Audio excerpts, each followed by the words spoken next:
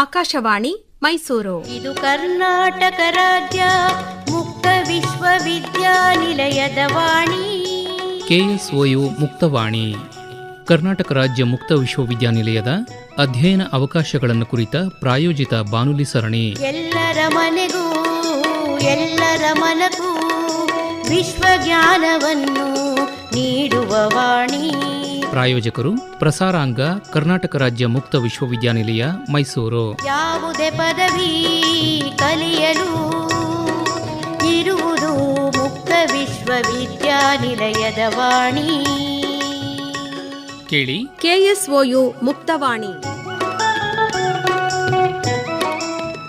ಕರ್ನಾಟಕ ರಾಜ್ಯ ಮುಕ್ತ ವಿಶ್ವವಿದ್ಯಾನಿಲಯದ ಇಂಗ್ಲಿಷ್ ಅಧ್ಯಯನ ಮತ್ತು ಸಂಶೋಧನಾ ವಿಭಾಗದಲ್ಲಿರುವ ಅಧ್ಯಯನ ಅವಕಾಶಗಳನ್ನು ಕುರಿತು ವಿಭಾಗದ ಮುಖ್ಯಸ್ಥರಾದ ಡಾ. ಜಿ. ನಟರಾಜು ಅವರೊಂದಿಗಿನ ಸಂದರ್ಶನದ 2ನೇ ಭಾಗ. ಕರ್ನಾಟಕ ರಾಜ್ಯ ಮುಕ್ತ ವಿಶ್ವವಿದ್ಯಾನಿಲಯದ ಪ್ರಾಯೋಜಿತ ಬಾನುಲಿ ಸರಣಿ KSOU ಮುಕ್ತವಾಣಿಗೆ ಶ್ರೋತೃಗಳು ನಿಮಗೆಲ್ಲ ಆತ್ಮೀಯವಾದಂಥ ಸ್ವಾಗತ. ಇವತ್ತು ಕರ್ನಾಟಕ ರಾಜ್ಯ ಮುಕ್ತ ವಿಶ್ವವಿದ್ಯಾನಿಲಯದ ಇಂಗ್ಲಿಷ್ ಅಧ್ಯಯನ ಮತ್ತು ಸಂಶೋಧನಾ ವಿಭಾಗದ ಮುಖ್ಯಸ್ಥರಾದಂತಹ ಡಾ. ಜಿ. ನಟರಾಜ್ ಅವರು ನಮ್ಮೊಟ್ಟಿಗಿದ್ದಾರೆ. ಅವರನ್ನ ಮಾತನಾಡಿಸಿ ಅಲ್ಲಿನ ಅಧ್ಯಯನ ಅವಕಾಶಗಳನ್ನು ಕುರಿತಂತೆ ಹೆಚ್ಚಿನ ಮಾಹಿತಿಯನ್ನು ಮಾಡಿಕೊಳ್ಳೋಣ. ಸರ್, ಕಾರ್ಯಕ್ರಮಕ್ಕೆ ಆತ್ಮೀಯವಾದ ಸ್ವಾಗತ. Thank you sir. ಸರ್, ಹೇಳಿ, ಇಂಗ್ಲಿಷ್ ವಿಭಾಗದಲ್ಲಿ ಲ್ಯಾಂಗ್ವೇಜ್ ಬಗ್ಗೆ ಸಂಶೋಧನೆ ಮಾಡಬೇಕು ಅಂತ ಬಂದವರಿಗೆ ಇನ್ನೇನಾದರೂ ವಿಶೇಷವಾಗಿ ಹೇಳಲಿಕ್ಕೆ ಬಯಸ್ತೀರಾ? ಏನಪ್ಪ ಅಂತಂದರೆ ಅದರ ಒಂದು ಟೈಮ್ ಬೌಂಡ್ ಬಗ್ಗೆ ಹೇಳಬೇಕಂತ ಇಷ್ಟಪಡ್ತೀನಿ. ನಮ್ಮ ಯೂನಿವರ್ಸಿಟಿ ಒಂದು ಆರ್ಡಿನೆನ್ಸ್ ಪ್ರಕಾರ ಅದು UGC ರಿಕಗ್ನೈಸ್ PhD ಪ್ರೋಗ್ರಾಮ್ಸ್ ನಾವು ಆಫರ್ ಮಾಡುವಂಥದ್ದು. ಸೊ ಈ ಒಂದು PhD ಪ್ರೋಗ್ರಾಮ್ಸ್ ಅದು ಮಿನಿಮಮ್ ಡ್ಯೂರೇಷನ್ ಬಂದು 3 ವರ್ಷಗಳ ತನಕ ಇರುತ್ತೆ, 3 years ಇರುತ್ತೆ. ಅಷ್ಟರಲ್ಲಿ ಅವರು PhD ಮಾಡ್ಬೋದು, ಎಲಿಜಿಬಿಲಿಟಿ ಬಂದ್ಬಿಡುತ್ತೆ 3 ವರ್ಷ ಕಂಪ್ಲೀಟ್ ಮಾಡಿದ್ಮೇಲೆ. ಮ್ಯಾಕ್ಸಿಮಮ್ ಅವರು 6 ವರ್ಷ ತನಕ ತಮ್ಮ ರಿಸರ್ಚ್ ವರ್ಕ್ನ ಎಕ್ಸ್ಟೆಂಡ್ ಮಾಡ್ಬೋದು. ಮತ್ತೆ once they enroll for PhD program they must complete course work. ಅದನ್ನು ನಾವು 6 ತಿಂಗಳ ತನಕ ಒಂದು ಕೋರ್ಸ್ ವರ್ಕ್ ನಾವು ಕಂಡಕ್ಟ್ ಮಾಡ್ತೀವಿ. ಅದರಲ್ಲಿ they will study research methodologies, ಅಂದ್ರೆ ಒಂದು ಸಂಶೋಧನಾ ಬರಹ ಹೇಗಿರುತ್ತೆ, ಸಂಶೋಧನಾ ಬರವಣಿಗೆಯ ಒಂದು ಮಹತ್ವ ಹೇಗಿರಬೇಕು, ಅದ್ರ ಬಗ್ಗೆ ನಾವು ರಿಸರ್ಚ್ ಮೆಥಡಾಲಜಿ ಅಂತ ಒಂದು ಪೇಪರ್ ಇಂಟ್ರೊಡ್ಯೂಸ್ ಮಾಡ್ತೀವಿ. ಹಾಗೆ ಒಂದು ಕಾಗ್ನೇಟ್ ಸಬ್ಜೆಕ್ಟ್ ಅಂತ ಇರುತ್ತೆ, ಅಂದ್ರೆ ಐಚ್ಛಿಕ ಸಬ್ಜೆಕ್ಟ್ ಇರುತ್ತೆ. ಇಂಗ್ಲಿಷ್ ಲಿಟ್ರೇಚರ್ ಆಗಿರ್ಬೋದು, ಮತ್ತೆ ಇಂಗ್ಲಿಷ್ ಲಿಟ್ರೇಚರ್ ಸಂಬಂಧಪಟ್ಟಾಗಿರುವಂತಹ ಏರಿಯಾ ಆಫ್ ಅದರ್ ಸ್ಟಡೀಸ್ ಇರ್ಬೋದು. ಮತ್ತೆ ಅವ್ರಿಗೆ ಏರಿಯಾ ಸ್ಪೆಷಲೈಸೇಷನ್ ಅಂತ ಒಂದು ಪೇಪರ್ ಬರುತ್ತೆ. ಮತ್ತೆ ಕೊನೆಯದಾಗಿ ಅವ್ರಿಗೆ ರಿಸರ್ಚ್ ಪಬ್ಲಿಕೇಶನ್ ಅಂಡ್ ಎಥಿಕ್ಸ್ ಅನ್ನೋ ಒಂದು ಪೇಪರ್ ಕೂಡ ಇಂಟ್ರೊಡ್ಯೂಸ್ ಮಾಡ್ತೀವಿ. ಸೊ ಇದು ಈ ಒಂದು PhD ಪ್ರೋಗ್ರಾಮ್ ನ ಹೇಗೆ ನಾವು ಅದನ್ನ ಕಂಡಕ್ಟ್ ಮಾಡ್ತೀವಿ ಅಂತ ವಿಚಾರ. ಗೈಡ್ಗಳನ್ನ ಅವರೇ ಆಯ್ಕೆ ಮಾಡ್ಕೊಳ್ಳೋ ಸ್ವಾತಂತ್ರ್ಯ ಇರುತ್ತಾ, ಅಥವಾ ಯಾರ ಗೈಡ್ ಹತ್ರ ಖಾಲಿ ಇರುತ್ತೆ ಅವರಿಗೆ ನೀವು ಅಲರ್ಟ್ ಮಾಡ್ತೀರಾ ಸರ್? ಇಂತ based on the vacancy in the department, the PhD vacancies will advertise, will notify through advertisement based on the merit list. ಅವರ ಏನು ಮಾರ್ಕ್ಸ್ ತಗೊಂಡಿರ್ತಾರೋ, ಅವರ ಪರ್ಫಾರ್ಮೆನ್ಸ್ ಹೇಗಿರುತ್ತೋ ಅದರ ಬೇಸಿಸ್ ಮೇಲೆ ನಾವು ವಿಲ್ ಪ್ರಿಪೇರ್ ರ್ಯಾಂಕಿಂಗ್ ಲಿಸ್ಟ್. ಅದರ ಮೇಲೆ ಎಷ್ಟು ವೇಕೆನ್ಸಿ ಇದೆಯೋ ಅಷ್ಟು ಸೀಟ್ಗಳನ್ನ ಯಾರ್ಯಾರ ಗೈಡ್ಗಳ ಬಳಿ ಖಾಲಿ ಇದೆಯೋ ಅವರ ಹತ್ರ ಅಲಾಟ್ ಮಾಡ್ತೀವಿ. ಸರ್, ಇನ್ನು ಸಾಕಷ್ಟು ಜನ ವಿದ್ಯಾರ್ಥಿಗಳು ಪ್ರವೇಶ ಪಡ್ಕೋತಾರೆ.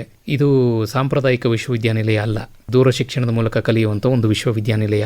ಸಾಕಷ್ಟು ಜನ ಕೆಲಸ ಕಾರ್ಯಗಳನ್ನು ಮಾಡ್ತಾ ಇರ್ತಾರೆ, ಅದರೊಟ್ಟಿಗೆ ಅವರ ಜ್ಞಾನಾರ್ಜನೆಯನ್ನು ಕೂಡ ಹೆಚ್ಚಿಸ್ಕೋಬೇಕು ಅಂತ ಇಲ್ಲಿಗೆ ಬರ್ತಾರೆ. ಸೊ ಇಂಥವರಿಗೆ ಕ್ಲಾಸ್ಗಳನ್ನು ಮಾಡುವಾಗ ಒಂದು ಕಾಂಟ್ಯಾಕ್ಟ್ ಕಾರ್ಯಕ್ರಮ ಅಂತ ಮಾಡ್ತೀರಿ, PCP, ಪರ್ಸನಲ್ ಕಾಂಟ್ಯಾಕ್ಟ್ ಪ್ರೋಗ್ರಾಮ್ ಅಂತ. ಇಂಗ್ಲಿಷ್ ವಿಭಾಗದಿಂದ ಇದು ಯಾವ ರೀತಿ ನಡೆಯುತ್ತೆ ಸರ್? ಇದು ತುಂಬಾ ಅಂತಿಮವಾದಂತಹ ಒಂದು ಎಲ್ಲಾ ಪ್ರೋಗ್ರಾಮ್ಗಳ ಒಂದು ಕಾಲಘಟ್ಟ ಅಂತಾನೆ ಕರಿತೀವಿ. It is a very momentous moment ಅದು. ಯಾಕಂದ್ರೆ ಕಾಂಟ್ಯಾಕ್ಟ್ ಪ್ರೋಗ್ರಾಮ್ ಅಲ್ಲೇ ನಾವು ವಿದ್ಯಾರ್ಥಿಗಳನ್ನ ನೋಡುವಂತಹದ್ದು, ಅವ್ರ ಜೊತೆ ಇಂಟ್ರಾಕ್ಟ್ ಮಾಡುವಂಥದ್ದು. ಅದನ್ನ 2 ವಿಧದಲ್ಲಿ ನಾವು ಕ್ಲಾಸಸ್ನ ಕಂಡಕ್ಟ್ ಮಾಡ್ತೀವಿ. ಒಂದು ಆನ್ಲೈನ್ ಮುಖಾಂತರ ಕ್ಲಾಸಸ್ನ ಕಂಡಕ್ಟ್ ಮಾಡ್ತೀವಿ. ಅವ್ರಿಗೆ ಲಿಂಕ್ ಹೋಗುತ್ತೆ, ಪರ್ಟಿಕ್ಯುಲರ್ ಕ್ಲಾಸಸ್ ಲಿಂಕ್. ಅದರಲ್ಲಿ ನಾವು ಆನ್ಲೈನ್ ಅಲ್ಲಿ ಪಾಠ ಮಾಡ್ತೀವಿ. ಅವರ ಪ್ರಶ್ನೆಗಳನ್ನ ಅವರು ಅಲ್ಲಿ any clarifications that get the answers. ಜೊತೆಗೆ ನಮ್ಮ ಮೇನ್ ಕ್ಯಾಂಪಸ್ ಅಲ್ಲಿ ಕೂಡ ನಾವು ಆಫ್ಲೈನ್ ಮೋಡ್ ಕ್ಲಾಸಸ್ ಕೂಡ ಕಂಡಕ್ಟ್ ಮಾಡ್ತೀವಿ. ಅದರಿಂದ ವಿದ್ಯಾರ್ಥಿಗಳು ಈ ಒಂದು ಕಾಂಟ್ಯಾಕ್ಟ್ ಪ್ರೋಗ್ರಾಮ್ ಅನ್ನೋ ಒಂದು ವಿಚಾರವನ್ನ ಅಟೆಂಡ್ ಮಾಡಿ ಮಾಹಿತಿಯನ್ನ ಪಡ್ಕೊಳ್ಳೇಬೇಕು, ಸದುಪಯೋಗ ಪಡಿಸ್ಕೊಳ್ಬೇಕು. ಎಷ್ಟು ದಿನಗಳ ಕಾಲ ನಡೆಯುತ್ತೆ ಸರ್ ಕಾಂಟ್ಯಾಕ್ಟ್ ಕ್ಲಾಸ್ಗಳು? ನಮ್ಮಲ್ಲಿರುವ ಎಲ್ಲಾ ಪ್ರೋಗ್ರಾಮ್ಗಳನ್ನ ನಾವು 5 ದಿನ ತನಕ ಕಂಡಕ್ಟ್ ಮಾಡ್ತೀವಿ. ಆನ್ಲೈನ್ ಅಷ್ಟು 5 ದಿನ ಇರುತ್ತೆ, ಮತ್ತೆ ಆಫ್ಲೈನ್ ಕೂಡ 5 ದಿನ ಇರುತ್ತೆ. MAದಲ್ಲಿ ಕೆಲವು ಪೇಪರ್ಸ್ ತುಂಬಾ ಜಾಸ್ತಿ ಇರುತ್ತೆ, 7 ಪೇಪರ್ಸ್ ಇರುತ್ತೆ. ಅಲ್ಲಿ hard core paper, soft core paper, ಮತ್ತೆ skill development program, skill enhancement program ಅಂತೆಲ್ಲ ಬರುತ್ತೆ. So depends on the paper ನಾವು ದಿನಗಳನ್ನು ಕೂಡ ಎಕ್ಸ್ಟೆಂಡ್ ಮಾಡ್ಕೊಂಡು ಪಾಠಗಳನ್ನ ಮಾಡ್ತೀವಿ. ಇದನ್ನು ಮುಂಚಿತವಾಗಿ ನೀವು ಸ್ಟೂಡೆಂಟ್ಸಿಗೆ ತಿಳಿಸ್ತೀರಿ ಅಲ್ವಾ? ನಮ್ಮ ವೆಬ್ಸೈಟ್ ಅಲ್ಲಿ ಅದನ್ನ ಟೈಮ್ ಟೇಬಲ್ ಅನ್ನ ಅಪ್ಲೋಡ್ ಹಾಕಿರ್ತೀರಿ. ಜೊತೆಗೆ ನಮ್ಮಲ್ಲಿ ಒಂದು ಟೆಲಿಗ್ರಾಮ್ ಗ್ರೂಪ್ ಅಂತ ಇರುತ್ತೆ, ಅಲ್ಲೂ ಕೂಡ ಮಾಹಿತಿ ಹೋಗುತ್ತೆ. ಮತ್ತೆ ನಮ್ಮಲ್ಲಿ ಅಕಾಡೆಮಿ ಪ್ಲಾಟ್ಫಾರ್ಮ್ ಅಂತ ಒಂದು ಆನ್ಲೈನ್ ಪ್ಲಾಟ್ಫಾರ್ಮ್ ಇದೆ, ಅಲ್ಲೂ ಕೂಡ ನಾವು ಟೈಮ್ ಟೇಬಲ್ ಅನ್ನ ಅಪ್ಲೋಡ್ ಮಾಡ್ತೀವಿ. ಒಟ್ಟಿನಲ್ಲಿ ವಿದ್ಯಾರ್ಥಿಗಳ ಜೊತೆ ನಿರಂತರವಾಗಿ ಸಂಪರ್ಕದಲ್ಲಿ ಇರ್ತೀರಿ. ಖಂಡಿತವಾಗಿ. ಸರಿ, ಇನ್ನು ವಿಶೇಷವಾದ ಒಂದು ಇದು ಅಂತಂದ್ರೆ ಸಿದ್ಧಪಾಠಗಳು, SLMಗಳು. ಇತ್ತೀಚೆಗಂತೂ ತುಂಬ ಜನ ಕೇಳ್ಪಳ್ತಿರೋದು ಏನಂತಂದರೆ ಕರ್ನಾಟಕ ರಾಜ್ಯ ಮುಕ್ತ ವಿಶ್ವವಿದ್ಯಾನಿಲಯದಲ್ಲಿ ತಯಾರಾಗ್ತಕ್ಕಂಥ ಸಿದ್ಧಪಾಠಗಳು ಬಹಳ ಅತ್ಯುನ್ನತ ಮಟ್ಟದಲ್ಲಿವೆ. ಇದ್ರ ಬಗ್ಗೆ ನಮಗೆ ಒಂಚೂರು ಮಾಹಿತಿ ಮಾಡಿಕೊಡಿ ಸರ್. ಇಂಗ್ಲಿಷ್ ವಿಭಾಗದಿಂದ ಯಾವ ರೀತಿ ಮಾಡಿದ್ದೀರಿ? ನಾವು ಇದನ್ನ ಸೆಲ್ಫ್ ಲರ್ನಿಂಗ್ ಮಟೀರಿಯಲ್ಸ್ ಅಂತ ಕರಿತೀವಿ, SLM ಅಂತ ಕರಿತೀವಿ. ಸೆಲ್ಫ್ ಲರ್ನಿಂಗ್ ಮಟೀರಿಯಲ್ಸ್ ಇದೆಯಲ್ಲ, it place a very vital role in imparting quality of education. So quality of education ಅಂತ ಬಂದಾಗ ಇದರ ಒಂದು ಬರವಣಿಗೆಯಲ್ಲಿ ಮುಖಾಂತರ ಹೋಗುವಂಥ ಮಾಹಿತಿಯನ್ನು ನುರಿತ ಪ್ರಾಧ್ಯಾಪಕರು, ಬಹುಶಃ ಭಾರತ ದೇಶದಾದ್ಯಂತ ಪ್ರೊಫೆಸರ್ ಫ್ರಮ್ ವೇರಿಯಸ್ ಯೂನಿವರ್ಸಿಟೀಸ್, ಅವರು ಈ ಪಾಠಗಳನ್ನು ಬರೆದಿದ್ದಾರೆ. ನಾವು ಐಡೆಂಟಿಫೈ ಮಾಡಿ ಅವ್ರ ಹತ್ರ ಅದನ್ನು ಟೆಕ್ಸ್ಟ್ಗಳಿಗೆ SLM ನ ಬರೆಸಿದ್ದೀವಿ. ಜೊತೆಯಾಗಿ ನಾವು ಇದನ್ನು we have prepared with a strict in accordance with the directions of the University Grant Commission. ನಮ್ಮ ಓಪನ್ ಡಿಸ್ಟೆನ್ಸ್ ಲರ್ನಿಂಗಿಗೆ ಒಂದು SLM ಅನ್ನ ಹೇಗೆ ತಯಾರು ಮಾಡಬೇಕಂತ ಒಂದು ಕೆಲವು ಹ್ಯಾಂಡ್ ಬುಕ್ ಇರುತ್ತೆ, ಚೌಕಟ್ಟಿರುತ್ತೆ, ಒಂದು ಯಾರ್ಡ್ ಸ್ಟಿಕ್ಸ್ ಇರುತ್ತೆ, ಮಾನದಂಡಗಳಿರುತ್ತೆ, ಅದರ ಜೊತೆಯಾಗಿ ರೆಡಿ ಮಾಡಿರುವಂಥದ್ದು. ಮತ್ತೆ ಒಂದು SLM it has A structure in a unit of a concerned block of a course as follows. For instance, ಒಂದು ಯೂನಿಟ್ ಅಂತಂದ್ರೆ ಆ ಯೂನಿಟ್ಗೆ ಒಂದು ಸ್ಟ್ರಕ್ಚರ್ ಕೊಟ್ಟಿರ್ತೀವಿ. ಈಗ ಯಾರೊಬ್ಬ ವಿದ್ಯಾರ್ಥಿ ಒಂದು ಕಾದಂಬರಿನ ಓದ್ಬೇಕಂತಂದ್ರೆ ಅವನು ಪ್ರೈಮರಿ ಟೆಕ್ಸ್ಟ್ಗಳನ್ನ ಓದ್ತಾನೆ. ಅದಾದ್ಮೇಲೆ ನಾವೇನ್ ಮಾಡ್ತೀವಿ, we advise the candidate to go through the SLM. ಅಲ್ಲಿ ಅವ್ರಿಗೆ ಮೊದಲನೇದಾಗಿ ಆಬ್ಜೆಕ್ಟಿವ್ಸ್ ಅಂತ ಬರುತ್ತೆ. ಆ ಆಬ್ಜೆಕ್ಟಿವ್ಸ್ ಅವ್ರಿಗೆ ಒಂದು ಮೋಟಿವ್ಸ್ ಮತ್ತೆ ಡೈರೆಕ್ಷನ್ಸ್ ಗಳನ್ನ ಕೊಡ್ತಾ ಹೋಗುತ್ತೆ, ಹೇಗೆ ಓದ್ಬೇಕು. ಅದಾದ್ಮೇಲೆ ಇಂಟ್ರೊಡಕ್ಷನ್ ಅಂತ ಇರುತ್ತೆ. ಯಾವುದೋ ಒಂದು ಪೋಯಮು, ನಾವೆಲ್, ಡ್ರಾಮಾ, ಯಾವುದೇ ಒಂದು ಕೃತಿ ಆಗಿರಲಿ, ಅದು ಆ ಇಂಟ್ರೊಡಕ್ಷನ್ ಅಲ್ಲಿ briefly explains main substance of A unit. ಆ ಯೂನಿಟಿನ ಒಂದು ಸಬ್ಸ್ಟೆನ್ಸ್ ಇದೆಯಲ್ಲ, ಅದರ ಒಂದು ಸತ್ವ ಏನಿದೆ, ಒಂದು ಸಾರ ಏನಿದೆ, ಅದನ್ನ ನಾವು ಅಲ್ಲಿ ಇಂಟ್ರೊಡಕ್ಷನ್ ಅಲ್ಲಿ ಹೇಳ್ತೀವಿ. ಅದಾದ್ಮೇಲೆ ಮೇನ್ ಚಾಪ್ಟರ್ಸ್, ಆ ನಾವೆಲ್ದು ಅಥವಾ ಒಂದು ನಾಟಕದ ಅಥವಾ ಏನೋ ದ ಪೊಯಿಟ್ರಿಯ ಒಂದು ಮೇನ್ ಸಬ್ಸ್ಟೆನ್ಸ್ ಏನಿರುತ್ತೆ, ಮೇನ್ ಚಾಪ್ಟರ್ಸ್ ಏನಿದೆ, ಅದನ್ನ ನಾವಿಲ್ಲಿ ಗಮನಿಸ್ತಾ ಬರ್ತೀವಿ. ಅಂದ್ರೆ ಆ ಸಾರಾಂಶ ಓದಿದ ಕೂಡಲೇ ಗೊತ್ತಾಗುತ್ತೆ, ಇನ್ನು ಒಳಗಡೆ ಇನ್ನೂ ಹೂರಣ ಬೇಕಾದಷ್ಟಿದೆ, ನಾನು ಓದಬೇಕು ಅನ್ನೋ ಕುತೂಹಲ ಮೂಡುತ್ತೆ. ಹೌದು, SLM ನ ಬರ್ದಿರುವಂತ ಒಂದು ವೈಖರಿನೇ ಆಗಿದೆ. It is in is self interactive mode. ಆ ವಿದ್ಯಾರ್ಥಿಗಳು, ನಮ್ಮ ವಿದ್ಯಾರ್ಥಿಗಳು, ಅವರು ಟೀಚರ್ ಜೊತೆ ಒಂದು ಸಂಭಾಷಣೆ, ಒಂದೇನು ಫೇಸ್ ಟು ಫೇಸ್ ಇಂಟ್ರಾಕ್ಷನ್ ಮಾಡ್ತಿರೋ ಥರನೇ ಆಗಿದೆ. ಅದಾದ್ಮೇಲೆ ಅವ್ರಿಗೆ ಚೆಕ್ ಯುವರ್ ಪ್ರೋಗ್ರೆಸ್ ಅಂತ ಇರುತ್ತೆ. ಅವರು they have to assess their learning progress in studying a unit. ನಾವು ಅವ್ರಿಗೆ ಒಂದು ಕೆಲವು ಡಿರೆಕ್ಷನ್ ಕೊಡ್ತೀವಿ, ಆದ್ರೆ ಚೆಕ್ ಯುವರ್ ಪ್ರೋಗ್ರೆಸ್ ಅಂತ ಹೇಳಿ, ನೀವು ಓದಿದ್ದಲ್ಲಿ ನಿಮಗೆ ಅರ್ಥ ಆಗಿದೆಯಾ, ಕರಗತ ಮಾಡ್ಕೊಂಡಿದ್ದೀರಾ, did you able to understand, ಈ ಕಾನ್ಸೆಪ್ಟ್ಸ್ ಎಲ್ಲ ಅರ್ಥ ಆಗಿದೆ. ಅದಾದ್ಮೇಲೆ ಅವ್ರಿಗೆ ಸಮ್ಮಿಂಗ್ ಅಪ್ ಅಂತ ಇರುತ್ತೆ. ಆ ಒಂದು ಸಮ್ಮಿಂಗ್ ಅಪ್ ಏನಾಗುತ್ತೆ, it enable the learner to recapitulate a bird's eye view of a unit. Entire unit ಅಲ್ಲಿ ಏನ್ ಡಿಸ್ಕಷನ್ ಆಗಿತ್ತೋ ಅದರ ಒಂದು ಸಾರಾಂಶವನ್ನ ನಾವಿಲ್ಲಿ ತಿಳಿಸಿರ್ತೀವಿ. ಅದಾದ್ಮೇಲೆ ಇನ್ನೊಂದು ಅಂಶ ಏನಪ್ಪ ಅಂದ್ರೆ, ಅಲ್ಲಿ ಅವರಿಗೆ ಗ್ಲಾಸರಿ ಅಂತ ಕೊಟ್ಟಿರ್ತೀವಿ. ಅದು glossary it ensures the easy and the better understanding of A difficult words. ಕಠಿಣವಾದ ಪದಗಳಿಗೆ ಮೀನಿಂಗ್ ಕೊಟ್ಟಿರ್ತೀವಿ. ಅದಾದ್ಮೇಲೆ ಕ್ವಶನ್ಸ್ ಫಾರ್ ಸೆಲ್ಫ್ ಸ್ಟಡಿ ಅಂತ ಇರುತ್ತೆ. ಮತ್ತೆ ಕೊನೆಯದಾಗಿ ರೆಫರೆನ್ಸ್ ಗಳನ್ನ ಕೊಡ್ತೀವಿ. SLM ಜೊತೆಗೆ ಅವರು ಬೇರೆ ರೆಫರೆನ್ಸ್ ಬುಕ್ ಗಳನ್ನು ಕೂಡ ಸ್ಟಡಿ ಮಾಡಬಹುದು ಅಂತ ನಾವು ಹೇಳಿರ್ತೀವಿ. ಸರಿ, ಈಗ ನಮ್ಮ ವಿದ್ಯಾರ್ಥಿಗಳು ಇಷ್ಟೆಲ್ಲ ಓದ್ತಾ ಇರ್ತಾರೆ, ಇದರ ನಡುವೆನೆ ಅವರಿಗೆ ಒಂದು ಇಂಟರ್ನಲ್ ಅಸೆಸ್ಮೆಂಟ್ ಅಂತ ಹೇಳಿ ಅದನ್ನ ಯೂನಿವರ್ಸಿಟಿಯ ಒಂದು ಪ್ಲಾಟ್ಫಾರ್ಮ್ ಇರುತ್ತೆ, ಅಲ್ಲಿ ಅಪ್ಲೋಡ್ ಮಾಡಬೇಕು. ಸೊ ಇದನ್ನ ಅವರು ಹೇಗೆ ಮಾಡಬೇಕು, ಇದರ ವಿಚಾರಗಳನ್ನು ಹೇಗೆ ತಿಳ್ಕೋಬೇಕು ಅವರು, ಇದ್ರ ಬಗ್ಗೆ ಒಂದಷ್ಟು ಮಾಹಿತಿ ಮಾಡಿಕೊಡಿ ಸರ್. ಇದು ತುಂಬಾ ಇಂಪಾರ್ಟೆಂಟ್ ಆದ ಒಂದು ಕಾಲಘಟ್ಟ ಸರ್, ಇಂಪಾರ್ಟೆಂಟ್ ಆದ ಒಂದು ಮೂವ್ಮೆಂಟ್. ಏನಪ್ಪಾ ಅಂದ್ರೆ, internal assessment is a very crucial component in our academic programs. ವಿದ್ಯಾರ್ಥಿಗಳು ಆ ಇಂಟರ್ನಲ್ ಅಸೆಸ್ಮೆಂಟ್ ಅನ್ನ ಹೇಗೆ ಸಬ್ಮಿಟ್ ಮಾಡುವಂಥದ್ದು. The submission of assignment is considered as an integral part of the learning process and assessment in every semester. ಪ್ರತಿ semester ಕೂಡ ನಾವು ಅವ್ರಿಗೆ internal assessment ಅನ್ನ ಕೇಳಿ ಅದನ್ನ ನಾವು ಮಾರ್ಕ್ಸ್ ಅನ್ನ ಅವಾರ್ಡ್ ಮಾಡ್ತೀವಿ. So assignment questions are given on the basis of the syllabus prescribe by the university department. ಅಂದ್ರೆ ಅದರಲ್ಲಿ ಆಯ್ಕೆ ಮಾಡ್ಕೊಳ್ಳೋಕೆ ಅವಕಾಶ ಇರುತ್ತೆ ಖಂಡಿತವಾಗಿ. ಸೊ ಇಲ್ಲಿ ಕೆಲವು ಇನ್ಸ್ಟ್ರಕ್ಷನ್ ಕೊಡ್ತೀವಿ ಅವರಿಗೆ. ನಮ್ಮಲ್ಲಿ ಅದನ್ನ there are 2 stages of assignments given in each course. One question shall be answered from each stage compulsorily. ಅಂದ್ರೆ ಸ್ಟೇಜ್ 1 ಅಂತ ಇರುತ್ತೆ, ಸ್ಟೇಜ್ 2 ಅಂತ ಇರುತ್ತೆ. ಸ್ಟೇಜ್ 1 ಇಂದ ಒಂದು ಕ್ವಶನ್ ನ ಬರೀಬೇಕು, ಸ್ಟೇಜ್ 2 ಇಂದ ಒಂದು ಕ್ವಶನ್ ಅನ್ನ ಬರೀಬೇಕು. ಒಂದು ಪ್ರಶ್ನೆಗೆ 10 ಮಾರ್ಕ್ಸ್ ಇರುತ್ತೆ. ಸೊ 2 ರಿಂದ 20 ಮಾರ್ಕ್ಸ್ಗೆ ನಾವು ಅವ್ರನ್ನ ಇಂಟರ್ನಲ್ ಅಸೆಸ್ಮೆಂಟ್ ಅಲ್ಲಿ ಅಸೆಸ್ ಮಾಡ್ತೀವಿ.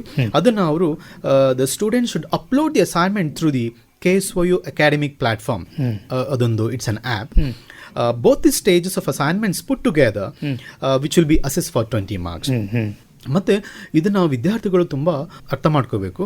ಬರೆಯುವಂತ ಅಸೈನ್ಮೆಂಟ್ಸ್ಗಳು it should be written very very logically and clearly and should be written neatly. ಮತ್ತೆ ಅವರು ಈ ಟೈಪ್ ಮಟೀರಿಯಲ್ಸ್ ಇರುತ್ತೆ, ಕಂಪ್ಯೂಟರ್ ಪ್ರಿಂಟ್ಸ್ ಔಟ್ಸ್ ಇರುತ್ತೆ, ಅವುಗಳನ್ನೆಲ್ಲ ಅಪ್ಲೋಡ್ ಮಾಡೋಂಗಿಲ್ಲ. ಅವರು ಅದನ್ನ ಹ್ಯಾಂಡ್ ರಿಟನ್ ಅಲ್ಲೇ ಬರೆದಿರುವಂತದ್ದು ಆಗಿರ್ಬೇಕು, ಅದನ್ನ ಸ್ಕ್ಯಾನ್ ಮಾಡಿ ಅಪ್ಲೋಡ್ ಮಾಡುವಂತದ್ದು. ಮತ್ತೆ the student shall write the name, roll number, title of the papers, admission cycle, mobile number without fail. ಅದನ್ನ ಖಂಡಿತವಾಗಿ ಅದನ್ನೆಲ್ಲ ಬರೆದಿರಬೇಕು. ಜೊತೆಯಾಗಿ ಇಂಪಾರ್ಟೆಂಟ್ ಆಗಿ the student must keep a xerox copy of their assignments for their reference. ಅದಾದ್ಮೇಲೆ ಮುಂದೆ ನಮ್ಮ ಏನು ಟರ್ಮ್ ಅಂಡ್ ಎಕ್ಸಾಮಿನೇಷನ್ ಅಂತ ಕರಿತೀವಿ, ಮೇನ್ ಎಕ್ಸಾಮಿನೇಷನ್ ನಾವು 80 ಮಾರ್ಕ್ಸ್ಗೆ ಕಂಡಕ್ಟ್ ಮಾಡ್ತೀವಿ. ಸರ್, ಈಗ ಅವರು ಇದನ್ನೆಲ್ಲ ಸಬ್ಮಿಟ್ ಮಾಡಾದ್ಮೇಲೆ ಇಷ್ಟೆಲ್ಲ ಪ್ರಕ್ರಿಯೆಗಳನ್ನ ಪೂರೈಸ್ಕೊಂಡು ಬರ್ತಾರೆ, ಎಕ್ಸಾಮ್ ಹತ್ರ ಬರುತ್ತೆ, ಪ್ರಮುಖವಾದ ಒಂದು ಘಟ್ಟ. ಹೇಗೆ ತಯಾರಾಗಬೇಕು ನಮ್ಮ ವಿದ್ಯಾರ್ಥಿಗಳು? ಏನು ಹೇಳ್ತೀರಿ ಅವರಿಗೆ, ಎಕ್ಸಾಮ್ ಯಾವ ರೀತಿ ತಯಾರು ಮಾಡ್ಕೋಬೇಕು ಅಂತ? ನಮ್ಮ ವಿದ್ಯಾರ್ಥಿಗಳು, ಇಂಗ್ಲಿಷ್ ಸಾಹಿತ್ಯ ಓದುವಂತಹ ವಿದ್ಯಾರ್ಥಿಗಳು, ಎಷ್ಟೋ ಜನರು ಅವರು ನಮ್ಮಲ್ಲಿ ಒಂದು ಪ್ರೈಮರಿ ಟೆಕ್ಸ್ಟ್ಗಳಂತ ಇರೋದನ್ನ ಎಷ್ಟೋ ಜನರು ಓದಿರ್ತಾರೋ ಅಥವಾ ಅದನ್ನ ಅವರು ಅರಿವಿದೆಯೋ ಅದನ್ನ ಸ್ವಲ್ಪ ನಾವು ಹೇಳ್ಕೊಳ್ಳೇಬೇಕು. ನಾವು ಕಾಂಟ್ಯಾಕ್ಟ್ ಕ್ಲಾಸಲ್ಲೆಲ್ಲ ಪದೇ ಹೇಳ್ತೀವಿ, ನಾವು ಕೊಡುವಂತ SLM ಇದೆಯಲ್ಲ, ಸೆಲ್ಫ್ ಲರ್ನಿಂಗ್ ಮೆಟೀರಿಯಲ್ ಜೊತೆಗೆ ಅದು ಎಸ್ ಅ ಸೆಕೆಂಡರಿ ಮೆಟೀರಿಯಲ್ ಅದು. ಬಟ್ ಆದ್ರೆ ಅವರು ಮೂಲ ಕೃತಿಗಳನ್ನ ಓದಿರಬೇಕು, ಅವರು ಅದನ್ನ ಪ್ರೈಮರಿ ಟೆಕ್ಸ್ಟ್ಗಳನ್ನ ಓದಿರ್ಬೇಕು. ಫಾರ್ ಇನ್ಸ್ಟೆನ್ಸ್, ಇವಾಗ ಒಂದು ಶೇಕ್ಸ್ಪಿಯರ್ ಅವರ ಒಂದು ನಾಟಕ ಇದೆ ಅನ್ಕೊಳ್ಳಿ, ಕಿಂಗ್ ಲಿಯರ್ ಅಂತ ಅನ್ಕೊಳ್ಳಿ. ಆ ಮೂಲ ಕೃತಿ ಅವರು ಹೋದಾದ್ಮೇಲೆ ನಮ್ಮ ಸೆಲ್ಫ್ ಲರ್ನಿಂಗ್ ಮೆಟೀರಿಯಲ್ ಓದಬೇಕು, ಅವಾಗ ಅವ್ರಿಗೆ ತುಂಬಾ ಚೆನ್ನಾಗಿ ಅರ್ಥ ಆಗುತ್ತೆ. So to prepare for the exams, student must first read the concerned primary text and then the self learning materials. More importantly, they have to refer the previous year question papers. ಪ್ರಶ್ನೆಗಳೆಲ್ಲ ಹೇಗೆ ಬಂದಿದೆ, ಅದಾದ್ಮೇಲೆ ಮೂಲ ಕೃತಿ ಹೇಗಿದೆ, ಅದನ್ನೆಲ್ಲ ಓದಾದ್ಮೇಲೆ ಅವರು SLM ನ ಓದುವಂಥದ್ದು. ಇದನ್ನ ನಾವು ಪ್ರತಿ ಸಲ ಮಕ್ಕಳಿಗೆ ಹೇಳ್ತೀವಿ. ಎಷ್ಟೋ ಜನರು SLM ಇಟ್ಸೆಲ್ಫ್ ಇಸ್ ಎ ಮೂಲಕೃತಿ ಅನ್ಕೊಂಡ್ಬಿಡ್ಬೋದು. ಸೊ ಇದರ ಮುಖಾಂತರ ನಮ್ಮ ವಿದ್ಯಾರ್ಥಿಗಳು ಹೇಳೋದು, ನಮ್ಮಲ್ಲಿ ಒಂದು ತುಂಬಾ ಚೆನ್ನಾಗಿರುವಂತ ಒಂದು ಲೈಬ್ರರಿ ಇದೆ, ಎಲ್ಲಾ ಮೂಲಕೃತಿಗಳು ಸಿಗುತ್ತವೆ, ಅದನ್ನ ಒಂದ್ಸಲ ಅವರು ಓದ್ಕೋಬೇಕು. ಮೂಲಕೃತಿನ ಓದಿ ಅದಾದ್ಮೇಲೆ ನೋಟ್ಸ್ ಗಳನ್ನ ಓದುವಂಥದ್ದು, ಅದಾದ್ಮೇಲೆ ಸೆಲ್ಫ್ ಲರ್ನಿಂಗ್ ಮೆಟೀರಿಯಲ್ ನ ಓದುವಂಥದ್ದು.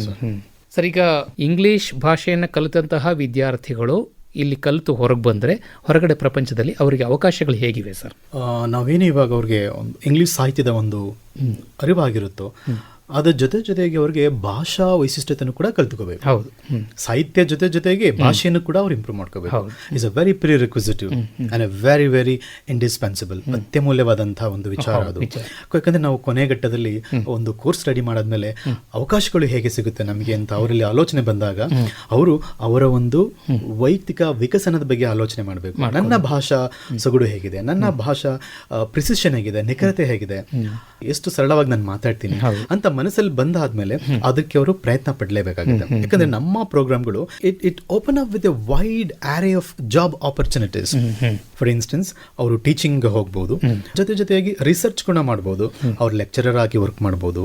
ಇನ್ನೂ ಇಂಪಾರ್ಟೆಂಟ್ ಆಗಿ ಇವಾಗ ಬ್ರಾಡ್ಕಾಸ್ಟ್ ಮೀಡಿಯಾ ಅಂತ ಏನ್ ಮಾತಾಡ್ತೀವಿ, ಜರ್ನಲಿಸಂ ಅಂತ ಏನ್ ಮಾತಾಡ್ತೀವಿ, ಅಲ್ಲೂ ಕೂಡ ಅವರು ಕಂಟೆಂಟ್ ರೈಟರ್ ಆಗಿ, ಎಡಿಟರ್ ಆಗಿ, ಪ್ರೂಫ್ ರೀಡರ್ ಆಗಿ, ಮತ್ತೆ ಕೆಲವು ಅಕಾಡೆಮಿಕ್ ಪೇಪರ್ಸ್, ಆರ್ಟಿಕಲ್, ಜರ್ನಲ್ಸ್ ಇಲ್ಲೆಲ್ಲ ಕೂಡ ರೈಟರ್ ಆಗಿ ಕೆಲಸ ಮಾಡ್ತಾರೆ. They can take up competitive exams, civil service ಇರುತ್ತೆ, and much more important examinations to achieve in their life. Yes. ಒಳ್ಳೆಯದು ಸರ್. ಇಷ್ಟೊತ್ತು ನಮ್ಮ ಆಕಾಶವಾಣಿಗೆ ಬಂದು ಇಂಗ್ಲಿಷ್ ವಿಭಾಗದಲ್ಲಿ ವಿದ್ಯಾರ್ಥಿಗಳಿಗೆ ಕಲೀಲಿಕ್ಕೆ ಏನೇನೆಲ್ಲ ಅವಕಾಶಗಳಿದೆ ಅನ್ನೋದನ್ನ ಸವಿಸ್ತಾರವಾಗಿ ತಿಳಿಸಿಕೊಟ್ಟಿದ್ದೀರಿ. ಇದಕ್ಕಾಗಿ ವಿದ್ಯಾರ್ಥಿಗಳ ಪರವಾಗಿ ಹಾಗೂ ಶ್ರೋತೃಗಳ ಪರವಾಗಿ ನಿಮಗೆ ಧನ್ಯವಾದಗಳು. ನಮಸ್ಕಾರ. Thank you sir. ಕರ್ನಾಟಕ ರಾಜ್ಯ ಮುಕ್ತ ವಿಶ್ವವಿದ್ಯಾನಿಲಯದ ಇಂಗ್ಲಿಷ್ ಅಧ್ಯಯನ ಮತ್ತು ಸಂಶೋಧನಾ ವಿಭಾಗದಲ್ಲಿರುವ ಅಧ್ಯಯನ ಅವಕಾಶಗಳನ್ನು ಕುರಿತು ವಿಭಾಗದ ಮುಖ್ಯಸ್ಥರಾದ ಡಾಕ್ಟರ್ ಜಿ ನಟರಾಜು ಅವರೊಂದಿಗಿನ ಸಂದರ್ಶನದ 2ನೇ ಭಾಗ ಕೇಳಿದಿರಿ. ಸಂದರ್ಶಕರು ಎಸ್ ಲಕ್ಷ್ಮೀನಾರಾಯಣ. KSOU ಮುಕ್ತವಾಣಿ, ಕರ್ನಾಟಕ ರಾಜ್ಯ ಮುಕ್ತ ವಿಶ್ವವಿದ್ಯಾನಿಲಯದ ಅಧ್ಯಯನ ಅವಕಾಶಗಳನ್ನು ಕುರಿತ ಪ್ರಾಯೋಜಿತ ಬಾನುಲಿ ಸರಣಿ ಕೇಳಿದಿರಿ. ಕಲಿಯಲು ಇಲ್ಲ ವಯಸ್ಸಿನ ಮಿತಿಯು, ಜೀವನಕ್ಕಿಲ್ಲ ಯಾವುದೇ ತಡೆಯು. ಕಾರ್ಯಕ್ರಮವನ್ನು ಪ್ರಾಯೋಜಿಸಿದವರು ಪ್ರಸಾರಾಂಗ ಕರ್ನಾಟಕ ರಾಜ್ಯ ಮುಕ್ತ ವಿಶ್ವವಿದ್ಯಾನಿಲಯ, ಮೈಸೂರು. ಪುಸ್ತಕ ಪಾಠ, ಅಧ್ಯಾಪಕರ ಪ್ರವಚನ, ಮಾಹಿತಿ ಅಂಗೈಲೇ ಇರುವುದು. ಶೀರ್ಷಿಕೆ ಗೀತೆ ರಚನೆ ಡಾಕ್ಟರ್ ಆರ್ ಸಂತೋಷ್ ನಾಯಕ್. ರಾಗ ಸಂಯೋಜನೆ ಹಾಗೂ ಗಾಯನ ಜಿ ಪುಷ್ಪಲತಾ. ಸಂಕಲನ ಎಸ್ ಲಕ್ಷ್ಮೀನಾರಾಯಣ. ನಿರ್ಮಾಣ ಎನ್ ಕೇಶವಮೂರ್ತಿ. ಕಲಿಯಲು ತಿಳಿಯಲು ಜಗವನು ತಿರುಗಲು ಮುಕ್ತ ವಿಶ್ವವಿದ್ಯಾಲಯವು ನಿಮ್ಮೊಂದಿಗೆ ಇರುವುದು. ಈ ಕಾರ್ಯಕ್ರಮ ಆಕಾಶವಾಣಿ ಮೈಸೂರು ಕೇಂದ್ರದಿಂದ ಮೂಡಿಬಂತು.